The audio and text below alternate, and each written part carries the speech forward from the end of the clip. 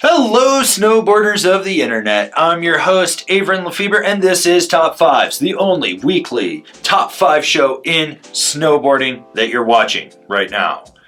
I don't know. Maybe you're not.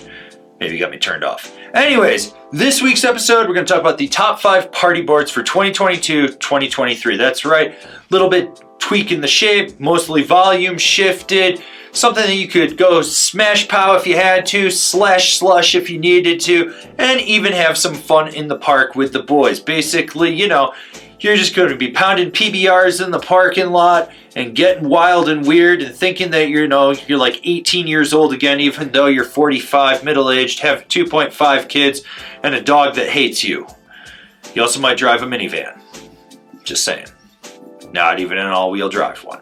Anyways, let's dive right into this list. Number 5, the Sworka. What happens when you combine the Orca and the Warpig? You get a Sworka. Basically, this slightly camber dominant board is playful where it counts. It's volume shifted. It's got just a good amount of cam rocker in it so you can butter around, play with it. Side cut's good for when you need to get into firmer snow. It slashes pretty well. Overall, it's softer than I think people actually think it is, but it'll get the job done. Number 4, the Roam Service Dog, the little brother to the stale fish. This makes it softer and far more forgiving. Yes, it is directional, but with that big spatula-like nose, popping a 180 and buttering around in fresh snow, slush, or even on a groomer is really easy. The side cut is dialed so you can really steer and turn and carve with it, and if you really want to be aggressive and push it off that back foot, you can lay it over. Going in the park, it's soft and forgiving enough that you can board slide, rail, or nose press it.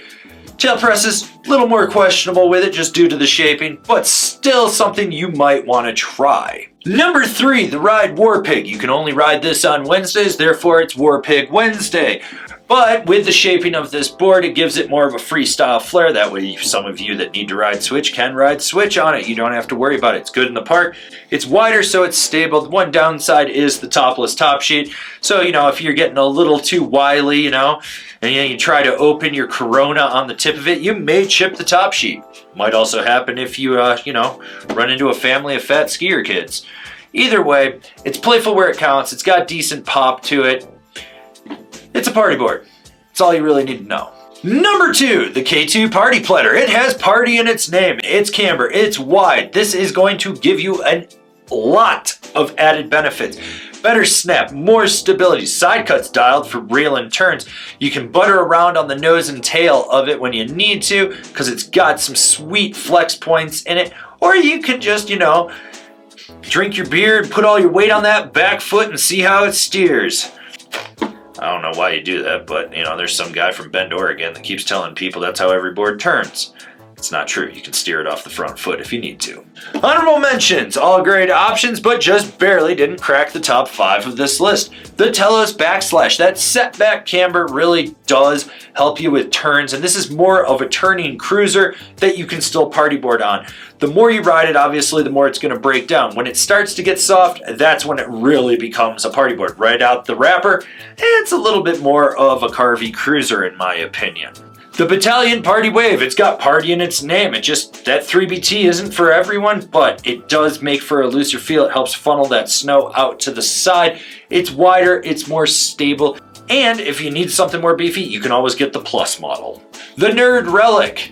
Now this board is volume shifted, but it's super soft, so you've got this huge spatula-like nose to really butter around on it. The side cut's dialed, you can actually really carve with it.